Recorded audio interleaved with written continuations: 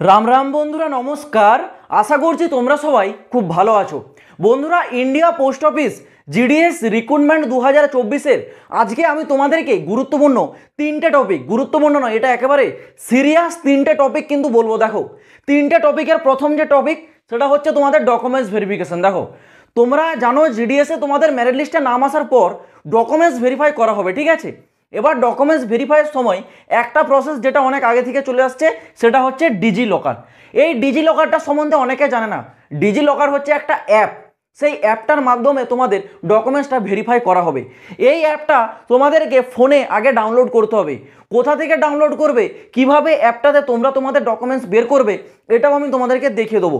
এর সাথেই তোমরা জানো এখন একটা নতুন মেথড অ্যাড হয়েছে, এসডিবি মেথড।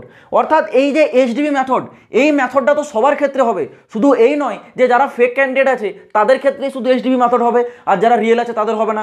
ভাই, ফেক ক্যান্ডিডেটকে ডিটেক্ট করার জন্য এই মেথডটা লাগু হয়েছে। তো এই মেথডে তোমাদের কি কি প্রসেস করানো হবে সেটাও আজকে বলবো। মানে বুঝতে পারছো, যাদের প্রথম মেরিট লিস্টের নাম আসছে বা যারা সেকেন্ড মেরিট লিস্টের অপেক্ষায় আছো, ডকুমেন্টস ভেরিফিকেশন তো সবার হবে, ঠিক আছে। তো সেই ক্ষেত্রে বলবো ডকুমেন্টস ভেরিফিকেশনে অ্যাকচুয়ালি কি কি করানো হয় সেইগুলো তোমাদেরকে কিন্তু আগে থেকে ক্লিয়ার করে দেবো। যদি তোমরা আজকের এই ভিডিওটা না দেখো, হয়তো ফিউচারে তোমাদের এইরকম কিছু সমস্যা আসতে পারে। এবার তোমরা পরবর্তী সময় কমেন্ট করতে পারো যে দাদা এইরকম সমস্যা হয়ে গেছে। ভাই, আমি তোমাদেরকে আগে থেকে সব কিছু ক্লিয়ার করে দিচ্ছি, তারপরেও তোমরা যদি নিজে যেচে সেগুলোকে ইচ্ছে করে না দেখে নিজে যদি সমস্যা টেনে নিয়ে আসো, তার জন্য তো ভাই আমি দায়ী নয় না। আমি তোমাদেরকে আগে থেকে সমস্ত কিছু ক্লিয়ার করে দিচ্ছি, কিন্তু তোমরাই সেগুলোকে গুরুত্বপূর্ণ সহকারে জিনিসগুলোকে দেখতে চাইছো না, জিনিসগুলোকে বোঝার চেষ্টা করছো না। আবার অনেকে কমেন্ট করছো দাদা জিডিএস এর মেডিকেল সার্টিফিকেটটা কোথায় পাবো।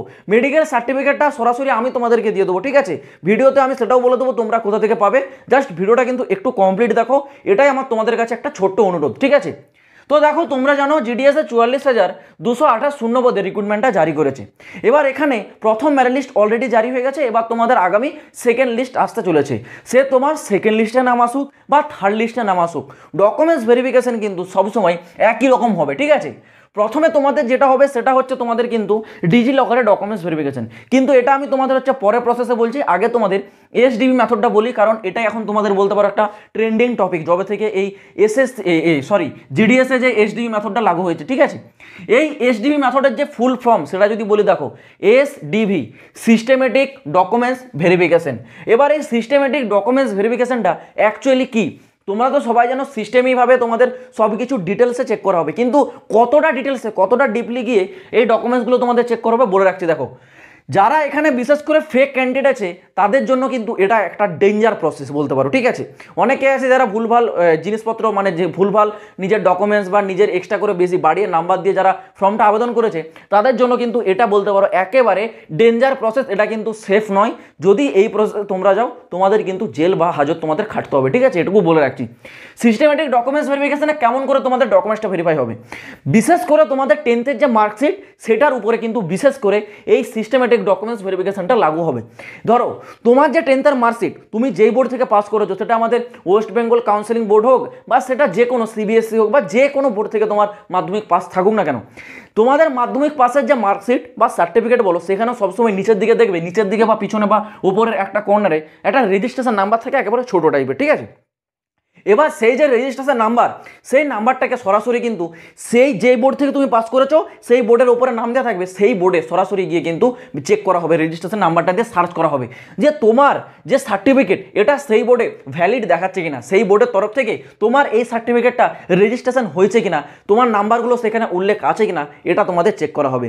এবার যদি মনে হয় যে ডকুমেন্টস সেখানে কোনো কিছু ভুল দেখাচ্ছে বা অনলাইনে সেখানে কিন্তু সঠিকভাবে সব কিছু পাচ্ছে না, সেই ক্ষেত্রে কি করা হবে, অফলাইনে মানে তোমার যে মার্কশিট সেটা জেরক্স বের করবে, সেই জেরক্সটাকে সরাসরি কিন্তু অফলাইনে মানে তুমি যেই স্কুলে যেই বোর্ড থেকে পাস করেছো সেখানে পাঠানো হবে, সেখানে হয়তো চেক করা হবে, ঠিক আছে। এইরকমই আন্দাজ আসছে তোমাদের যে সিস্টেমেটিক ডকুমেন্টস ভেরিফিকেশন। তো সেই ক্ষেত্রে কি হয়, যারা সব ফেক ক্যান্ডিডেট আছে তাদের যে মার্কশিট সেগুলো তো সব ফেক মার্কশিট, তো সেগুলো যদি এইরকম প্রসেসে ফেলা হয় তাহলে তাদের কি প্রমাণ করতে পারবে যে সেটা রিয়েল? তারা প্রমাণ করতে পারবে না, তাদেরকে ছাঁটাই করা হবে এবং তাদেরকে জেল খাটতে হবে। এই হচ্ছে বিষয় সিস্টেমেটিক ডকুমেন্টস ভেরিফিকেশন, যেটাকে আমরা শর্টে এসডিবি মেথডটা বলে রাখছি। এটা তো তোমাদের হবে। এবার আরেকটা যে প্রসেস যেটা অনেক আগে থেকে চলে আসছে, ডিজি লকারের মাধ্যমে ডকুমেন্টসটা ভেরিফাই করাতে। দেখো এই যে ডিজি লকার, এটা কিন্তু একটা অ্যাপ, একটা সফটওয়্যার, ঠিক আছে, যেটা গভর্নমেন্ট অফ ইন্ডিয়ার অথরাইজড একটা অ্যাপ, ঠিক আছে। দেখো অ্যাপটা তোমরা কোথায় পাবে আগে আমি সেটা বলে দিচ্ছি। অ্যাপের সরাসরি স্ক্রিনশটটা আমি দিয়ে দিচ্ছি। গুগল প্লে স্টোরে গিয়ে তোমরা এই নামটা যেটা বোর্ডে আছে ডিজি লকার, এই নামটা দিয়ে সার্চ করবে আর এই ধরনের ইন্টারফেসটা তোমরা দেখতে পাবে সেখানে 100 মিলিয়ন প্লাস ডাউনলোড করে নিয়েছে ক্যান্ডিডেট অলরেডি, ঠিক আছে। তোমরা সেই অ্যাপটাকে কিন্তু ফোনে সরাসরি ইনস্টল করবে, ডিজি লকার এই অ্যাপটা, ঠিক আছে। ইনস্টল করার পর সেখানে তোমাদেরকে কিন্তু অ্যাকাউন্ট ক্রিয়েট করতে হবে। কিভাবে? সেখানে তোমাদের সমস্ত ডিটেলস চাওয়া হবে, সমস্ত কিছু ডিটেলস দিয়ে তোমরা কিন্তু সেই অ্যাপটাতে তোমাদের রেজিস্ট্রেশন যে প্রসেস সেটাকে কমপ্লিট করবে। যখন তোমাদের সমস্ত ডিটেলস, আধার কার্ড নাম্বার বা সমস্ত কিছু যা যা চাইবে সব কিছু দেবে, ঠিক আছে। দেওয়ার পর সেখানে যখন তোমরা লগ ইন করবে, লগ ইন করলে তোমার লাইফে যা যা সার্টিফিকেট সব কিন্তু এই ডিজি লকার অ্যাপে ই কমার্সের মতো চলে আসে। ই কমার্স মানে কীরকম জানো? মানে অনলাইনে যে পিডিএফ টাইপের হয় না, সেই রকম টাইপের চলে আসে। কি দেখো, তোমার আধার কার্ড তুমি সেখানে সরাসরি দেখতে পাবে, 10th তোমার মার্কশিট তুমি সেখানে দেখতে পাবে, তোমার ভোটার কার্ড থাকলে ভোটার কার্ডও দেখতে পাবে, প্যান কার্ডও দেখতে পাবে, যদি তোমার নামে ড্রাইভিং লাইসেন্স থাকে সেই ড্রাইভিং লাইসেন্সটাও সেখানে কিন্তু যে ডিজিটাল ফরম্যাট সেটা দেখতে পাবে। মানে তোমার নিজের লাইফের যা যা ডকুমেন্টস তুমি গভর্নমেন্টের কাছে ভেরিফাই করেছো, গভর্নমেন্টের অথরাইজ তোমার যা যা ডকুমেন্টস আছে সমস্ত ডকুমেন্টস এই একটা অ্যাপের মাধ্যমে চলে আসবে। এবার তোমরা অনেকে ভাববে যে দাদা কি করে, আমি তো ডকুমেন্টস এখানে দিচ্ছি না, তাহলে চলে আসছে কি করে? এটাই হচ্ছে লজিক, বুঝতে পারলে? যখন তুমি তোমার নিজের সমস্ত ডিটেলস দিয়ে এখানে রেজিস্ট্রেশন প্রসেসটা কমপ্লিট করবে, তোমার লাইফে যা যা ডকুমেন্টস আছে সব কিন্তু এই ডিজি লকারে চলে আসবে। এই ডিজি লকারটা তোমরা কিন্তু আগে রেজিস্ট্রেশন করে তোমাদের সমস্ত ডকুমেন্টস সব ঠিক আছে কিনা অনলাইনে আগে দেখে নেবে যে সেখানে সব কিছু শো করছে কিনা। কারণ যখন তুমি ডকুমেন্টস ভেরিফিকেশনে যাবে তখন যদি ডিজি লকারে তোমার ডকুমেন্টস যদি শো না করে, যদি কোনো রকম সমস্যা হয়, তাহলে সেই ক্ষেত্রে তোমাদেরকে সমস্যার মধ্যে পড়তে হবে। এই জন্য বলছি তোমরা এই ডিজি লকার অ্যাপটাকে ডাউনলোড করবে, তোমাদের সমস্ত যে ডকুমেন্টস সেটাকে একবার চেক করে নেবে যে ডিজি লকারে তোমাদের যে অনলাইনে ফরম্যাট সেগুলো সব কিছু দেখাচ্ছে কিনা। যদি দেখায় তাহলে জানবে সব কিছু ঠিকঠাক আছে, ঠিক আছে। তো এই দুটি প্রসেস হবে তোমাদের কিন্তু এইবার ডকুমেন্টস ভেরিফিকেশনের সময়। এইচডিবি মেথডটা তো নতুন, যেটা হচ্ছে ফেক ক্যান্ডিডেটদেরকে ছাঁটাই করার জন্য লাগু করা হয়েছে। তো এইবার যারা ফেক ক্যান্ডিডেট আছে তাদেরকে পুরো একেবারে গোড়া থেকে মুছে দেওয়া হচ্ছে। তো যাই হোক, তোমরা তোমাদের ডকুমেন্টস ভেরিফিকেশনে কী কী প্রসেস করানো হবে, দুটো প্রসেস আশা করছি ডিটেলসে বোঝাতে পারলাম। এইবার বলে রাখি তোমাদের মেডিকেল সার্টিফিকেটটা তোমরা কোথায় পাবে। মেডিকেল সার্টিফিকেটটা পাওয়ার আগে আমি তোমাদের একটা রিকোয়েস্ট করছি, যারা এখনও পর্যন্ত ফেসবুক পেজে এখনও যুক্ত হওনি, লিঙ্ক আমি ডিসক্রিপশনে দিচ্ছি, অবশ্যই তোমরা ফেসবুক পেজে গিয়ে কিন্তু যুক্ত হবে, ঠিক আছে। এটুকু তোমাদের কাছে আমার কিন্তু একটা অনুরোধ রইল।